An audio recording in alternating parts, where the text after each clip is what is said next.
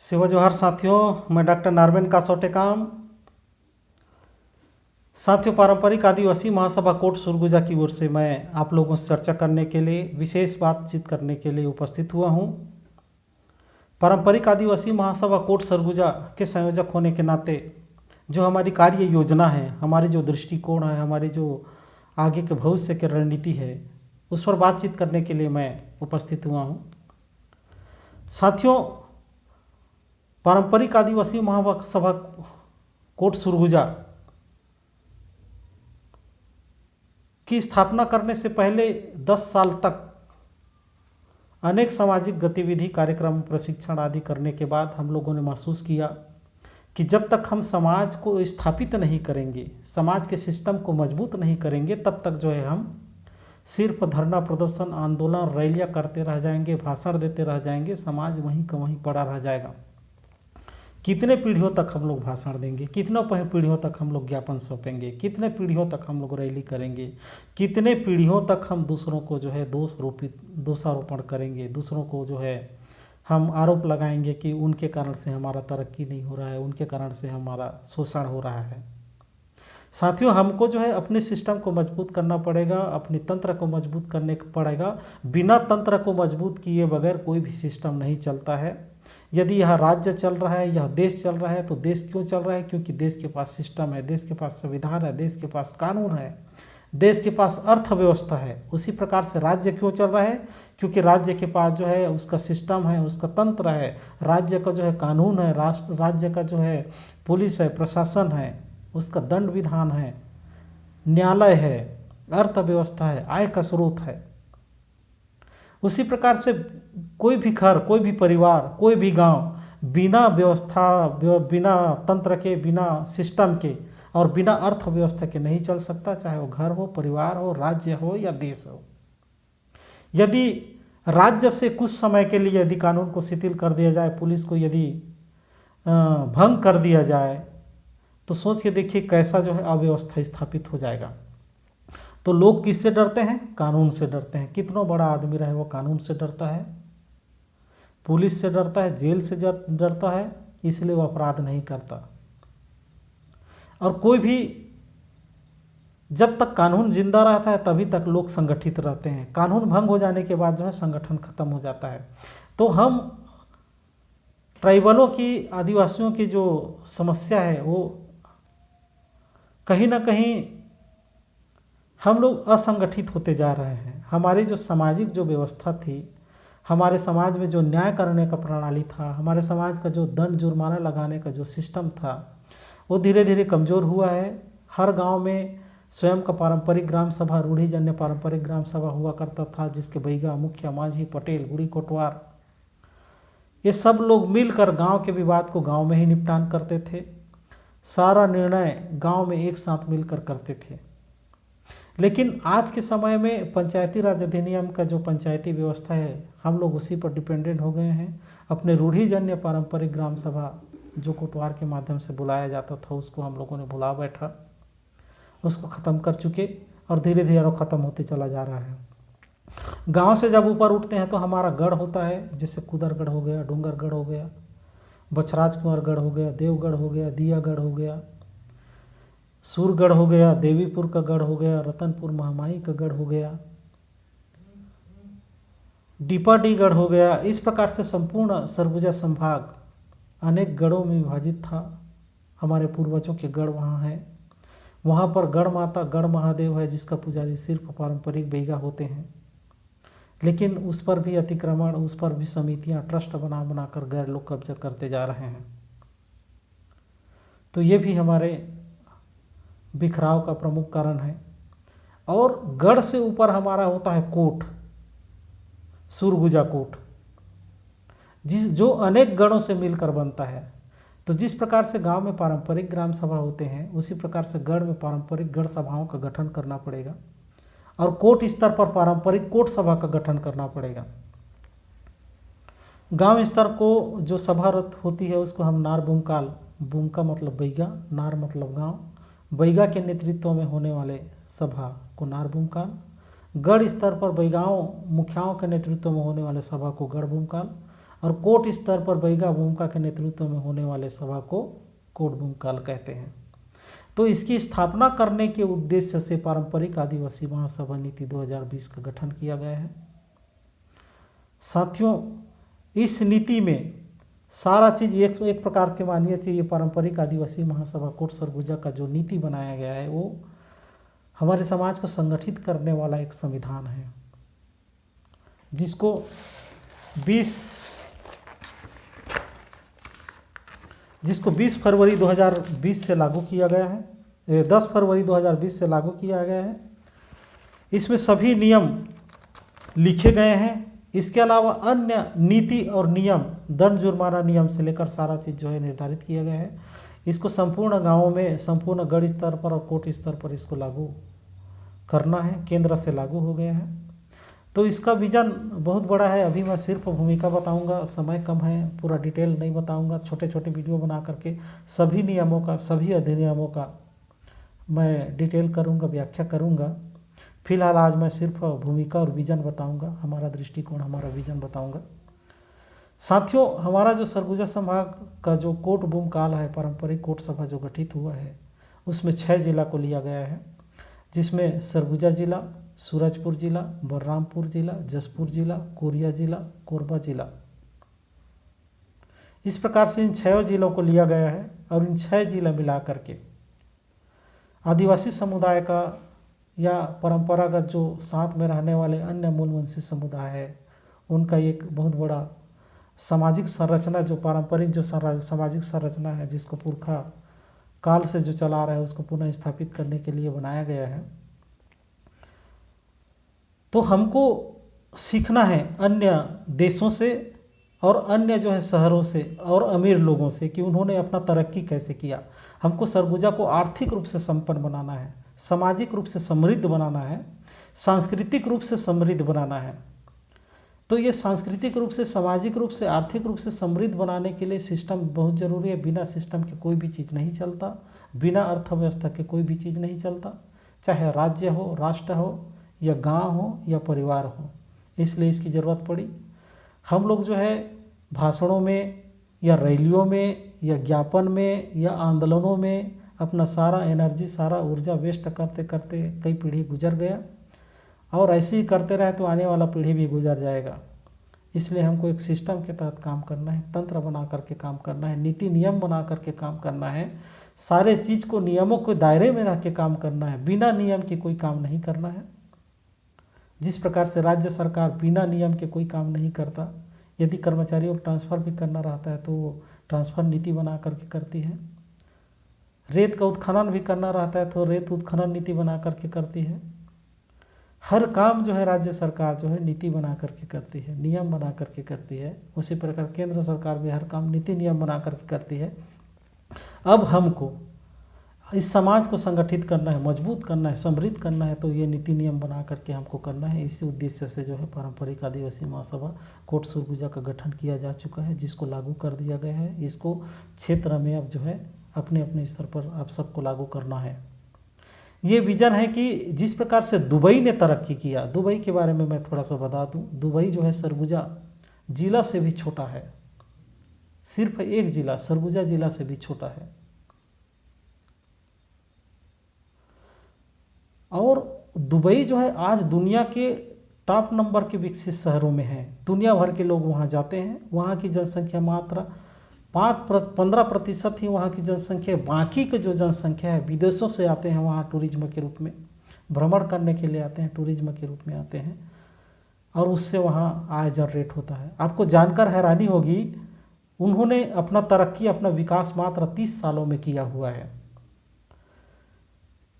अमीर बनने के लिए या सक्सेस होने के लिए कई पीढ़ी नहीं लगता। यदि सिस्टम हो तो एक ही पीढ़ी में सब कुछ संभव है। जितने लोग अमीर बने हुए हैं, धीरू भाई अंबानी एक ही पीढ़ी में अमीर बना है। उसी प्रकार से दुबई जो है मात्र जो है 30 सालों में अमीर बना है। सिंगापुर जो है 40-50 सालों में ही अमीर बना है। दुबई के पास आज से 30 साल पहले जमीन नहीं था खेती करने के लिए, क्योंकि रेगिस्तान में है वो, और चलता हुआ खिसकता हुआ रेगिस्तान, स्थायी रेगिस्तान, खिसकता हुआ दलदल वाला रेगिस्तान। वहाँ पीने का पानी नहीं था, समुद्र का पानी खारा, दूसरे जगह से पानी सप्लाई करता था। समुद्र से मोती निकाल कर ये लोग बेच करके अपना रोजी रोटी चलाते थे। सरगुजा संभाग में जो विशेष पिछड़ी जनजाति है, कोड़ाकू, कोरवा, पंडो, इन लोगों की स्थिति तो फिर भी ठीक थी, क्योंकि ये इन लोगों के पास जंगल था, ज़मीन था। किंतु दुबई में जो रहने वाले लोग हैं उनके पास न तो खेती करने के लिए ज़मीन था, न पीने के लिए पानी था। उसके बावजूद भी वहाँ का जो वर्तमान जो शेख है उनका नाम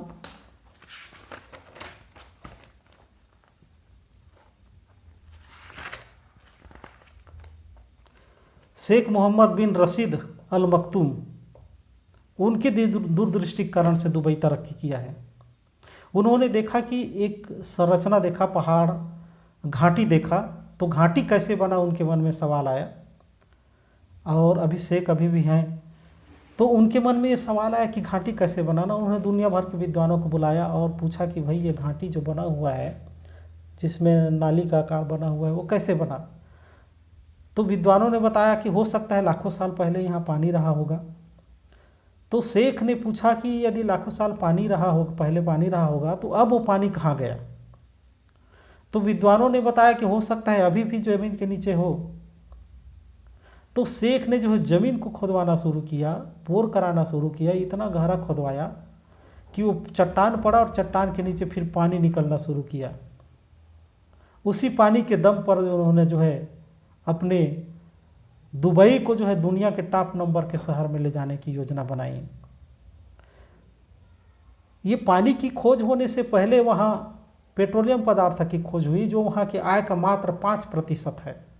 शेख ने सोचा कि पेट्रोल से जो है पूरा ज़िंदगी चलेगा नहीं, आने वाले पीढ़ी क्या खाएगा, क्योंकि पेट्रोलियम पदार्थ एक स्थिति में ख़त्म हो जाएगी। इसलिए हमको पेट्रोलियम के अलावा अन्य जो है आय का स्रोत निर्मित करना होगा। तो शेख ने वही पानी की खोज की, और पानी की खोज करने के बाद जो है उन्होंने उस रेगिस्तान में, खसकता हुआ ज़मीन में, दलदल ज़मीन में दुनिया के सबसे ऊंचा टावर बनाया, जिसको बुर्ज खलीफा बोलते हैं, बुर्ज खलीफा। वहाँ खेती करने के लिए ज़मीन नहीं था। उस जिद्दी आदमी ने वहाँ दुनिया के सबसे बड़े फूलों का उद्यान बनाया, जिसको मिरेकल गार्डन कहते हैं। पानी की नहीं था वहाँ, लेकिन अंडर पानी इतना व्यवस्था किया कि उन्होंने अंडरग्राउंड पूल बनाया, अंडरग्राउंड जो है बैडमिंटन ग्राउंड बनाया, दुनिया के सबसे बड़ा सोने का मार्केट बनाया, दुनिया के सबसे महंगा होटल बनाया, और जैव विविधता के लिए उन्होंने बहुत बड़ा जैव विविधता के लिए जो है उन्होंने, जहाँ पर अनेक किस्म के हंस और अनेक किस्म के जीव जंतु वहाँ पाए जाते हैं, उसका व्यवस्था किया। आज दुनिया भर के जो क्रेन हैं उसका 20 से 25% क्रेन अकेले उस दुबई में है। और दुबई हमारे सरगुजा संभाग, सरगुजा जिला से भी छोटा है। क्षेत्रफल की दृष्टि से देखा जाए तो हमारे जो सरगुजा कोट सभा जो बनाया गया है उससे जो है ना 8 गुना छोटा है दुबई। अब दुबई जो है जब इतना तरक्की कर सकता है दूरदृष्टि से, तो हम सरगुजा के लोग, हमारे पास तो जो है पर्याप्त ज़मीन है, उपजाऊ ज़मीन है, बेहतरीन ज़मीन है, जहाँ हर चीज़ फसल होता है। पानी इतना निर्मल पानी है, हमेशा बहते रहता है, नदी है, नाले है। हमारे पास जनसंख्या है, उसके पास तो जनसंख्या भी नहीं है, उसके पास मात्र 15% जनसंख्या है। बाकी जनसंख्या विदेशों से वह आकर्षित करके बुलाता है ताकि उसका आय जनरेट हो, लेकिन हमारे पास तो अकुत जनसंख्या है। तो सारा चीज़ हमारे अनुकूल है। यहाँ की ज़मीन हमारे अनुकूल है, यहाँ के जंगल हमारे अनुकूल है, यहाँ की पानी हमारे अनुकूल है, यहाँ की जनसंख्या हमारे अनुकूल है, यहाँ की संस्कृति हमारे अनुकूल है। तो जब दुबई का शेख मात्र 30 साल में दुबई को दुनिया के टॉप नंबर के शहर में ले जा सकता है, जहाँ पर दुनिया भर के लोग जा कर के रहते हैं, घूमने फिरने जाते हैं, मार्केटिंग करने जाते हैं, शॉपिंग करने जाते हैं, तो हम सरगुजा को तरक्की क्यों नहीं कर सकते। इसी विजन के साथ जो है पारंपरिक आदिवासी महासभा कोट सरगुजा का स्थापना नीति बनाया गया है, जिसके लिए सारा नीति बनकर तैयार है। जब सिंगापुर जो सरगुजा संभाग से छोटा है वो तरक्की कर सकता है, तो हम जो है सरगुजा के लोग क्यों नहीं तरक्की कर सकते। हमको करना है, हमको करना है, हमारे अनुकूल है। और व्यापार करना हमको सीखना होगा,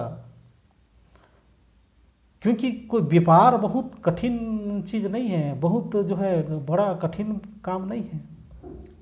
जितने जो उत्पादन होते हैं, वॉशिंग पाउडर का जो उत्पादन है, साबुन का जो उत्पादन है, तेल बनाने का जो सिस्टम है, कोई बहुत कठिन, सरसों तेल निकालना कोई कठिन काम है क्या? कोई कठिन काम नहीं है ना। उसी प्रकार से वॉशिंग पाउडर बनाने, हलवा बनाने में जितना मेहनत लगता है उतना वॉशिंग पाउडर बनाने में लगता है। रोटी बनाने में जितना मेहनत है उतना मेहनत साबुन बनाने में है। तो हमारे पास सारा संसाधन है। हम लोग जो है खुद का जो है प्रोडक्शन कंपनी बना सकते हैं, खुद का वितरण कंपनी बना सकते हैं, खुद का मार्केट बना सकते हैं। तो उसके लिए जो है हमको एक तो नीति नियम बनाना होगा और दूसरा जो है अर्थव्यवस्था जनरेट करना होगा। तो अर्थव्यवस्था जनरेट करने के लिए इसमें जो है पारंपरिक आदिवासी महासभा कोट सरगुजा का कोष स्थापना नीति बनाया गया है, कोष संग्रहण नीति, जिसके तहत जो है हमको अन्य समाजों की तरह सीख करके, अन्य समाजों की तरह हमको अपने समाज में जो है सामाजिक उत्तरदायित्व कोष नीति वर्ष 2020-21 बनाया गया है, जिसके तहत 3 प्रकार से जो है बरार निर्धारित किया गया है। बरार मतलब जो है एक प्रकार से दान है। जिस प्रकार से मुस्लिम समुदाय में ज़कात होता है, मुस्लिम समुदाय आप देखे होंगे कि वो जहाँ भी रहते हैं अपने समाज, अपने समुदाय को बहुत तेज़ी से वो लोग जो है मस्जिद बना लेते हैं। ईसाई समुदाय जहाँ रहते हैं वहाँ बहुत तेज़ी से अपना चर्च बना लेते हैं।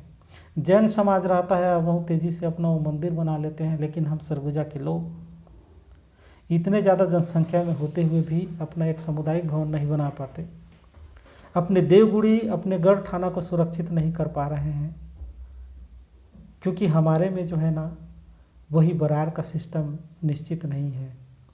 तो जिस प्रकार से मुसलमानों में ज़कात होता है, वो लोग अपनी आय का 3% समाज को देते हैं, पे बैक टू सोसाइटी के हिसाब से। उन्होंने अपने नियम में लिख कर रखा हुआ है कि 3% आय पर, आय के 3% पर समुदाय का हक होगा। उसी प्रकार से उनमें उसरा होता है, हर 20 किलो में 1 किलो पर जो है उनका समुदाय का हक होता है। ऐसे करके और कई ठो उनका जो है समाज को दान देने का सिस्टम उन्होंने बना कर रखा हुआ है। साल भर में वो मुसलमान समाज, मुस्लिम समाज कम से कम 15% अपने समुदाय को पे बैक टू सोसाइटी करता है। लेकिन हम ट्राइबल लोग जो है, हम आदिवासी लोग, आदिवासी गण समूह के लोग ऐसा कोई सिस्टम नहीं बनाया है।